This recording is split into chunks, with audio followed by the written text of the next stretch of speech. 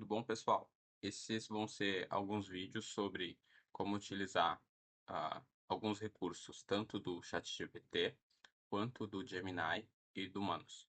Então, de início, eu vou mostrar para vocês o ChatGPT e aqui vocês vão conseguir ver como criar agentes, como utilizar alguns recursos extras e como conseguir selecionar qual modelo é mais interessante para vocês. Então, iniciando pelo modelo, aqui em cima, isso sempre atualiza.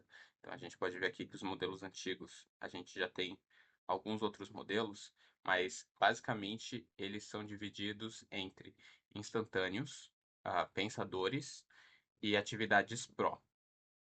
A ideia aqui é que a gente use os Pro somente quando a gente precisa fazer uma pesquisa mais complexa, uma pesquisa que realmente a gente queira se aprofundar bastante em um assunto, tanto que, nesse caso, a pesquisa Pro ela pode levar de 15 a 30 minutos, isso depende muito do tipo de pesquisa que a gente faz.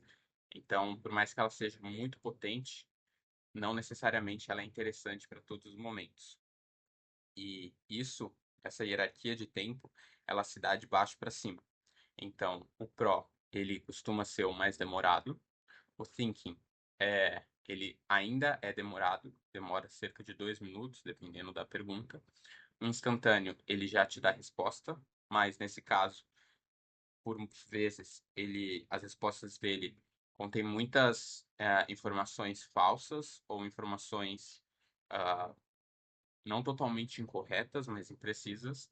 E o automático, ele vem para o próprio chat GPT conseguir escolher qual é o melhor modelo para sua pergunta. A ideia de usar o automático seria sempre para quando vocês já tiverem um bom domínio de prompt. Aí, nesse caso, faz bastante sentido usar o modelo automático. Mas, enquanto vocês ainda aprendem a usar o prompt, aprendem a desenvolver um bom prompt, o ideal é sempre usar o thinking. O thinking, ele não é tão potente quanto o Pro, mas ele é o mais inteligente e o melhor custo-benefício em relação a tempo e performance. Já o instantâneo, ele é rápido. Então, ele vai te entregar uma resposta rápida e ele é bom para perguntas do dia a dia. Então, qual é o valor do dólar? Qual a temperatura de amanhã? Isso, o instantâneo é interessante porque ele já vai te entregar respostas sem fazer nenhuma pesquisa aprofundada. Como vocês podem ver, os modelos antigos, eles também seguem esse modelo. E esse padrão, é seguido pela OpenAI já tem cerca de 7, 8 meses. Então, provavelmente, nos próximos meses, eles também vão manter essa ideia do thinking, do instantâneo e do automático. Uma coisa importante, agora falando sobre chats, por vezes, eu imagino que a configuração de vocês esteja assim, todos os chats, eles se conversam. Então, todas as conversas que vocês têm, o chat GPT entende essas conversas e ele cria um contexto, entende quem vocês são. Então, se vocês sempre perguntam sobre academia, eles vão entender que vocês fazem academia, ou trabalham com academia, ou algo relacionado.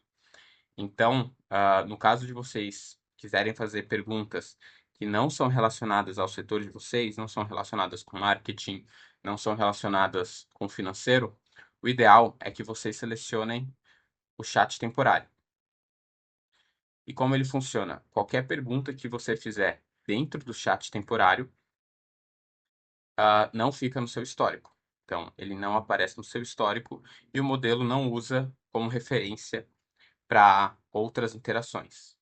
Então, é sempre importante, quando vocês quiserem manter uma conversa no histórico, desativar. E aqui eu não tinha comentado, mas para selecionar, basta clicar e o nome do modelo selecionado fica aqui do lado. Think, Pro, etc. Agora sobre os projetos. Aqui a gente tem várias pastas de projetos. Nessas pastas, vocês podem adicionar um nome. Então, posso colocar aqui teste, escolher algumas informações dessa pasta. com as informações gerais. E criando um projeto, vocês vão ter as opções de inserir arquivos. Então, aqui vocês conseguem colocar vários conteúdos sobre o mesmo arquivo e conversar sobre esses arquivos. Então, por exemplo, se aqui eu inserir uma transcrição de uma reunião, por exemplo, e depois perguntar o que foi dito na reunião, colocar o título dessa reunião, ele vai conseguir buscar essa informação. E por que isso é interessante? É interessante porque várias dessas informações podem trazer sentido para um contexto específico. Então, caso vocês queiram fazer um evento, por exemplo, vocês podem adicionar todas as informações desse evento aqui e o GPT ele já vai entender o contexto dessas informações e pode trabalhar melhor para vocês nesse caso. Agora falando um pouco dos aplicativos, das conexões de GPT, dos agentes, para que vocês consigam usar os agentes, vocês clicam aqui e aqui vão aparecer todos os GPTs que vocês têm hoje. Então, caso todos os agentes em GPT que vocês têm. Caso vocês queiram algum, é só clicar em cima dele e vocês automaticamente vão poder conversar com o agente de vocês. Quando vocês forem iniciar uma conversa, vocês também têm algumas opções extras aqui. Então, vocês podem criar uma imagem, investigar, que isso aqui é algo como se fosse a versão Pro, o modelo Pro, mas um pouco menos profundo. Esse aqui, buscar na web, você força com que o GPT necessariamente procure sites sobre uma determinada informação.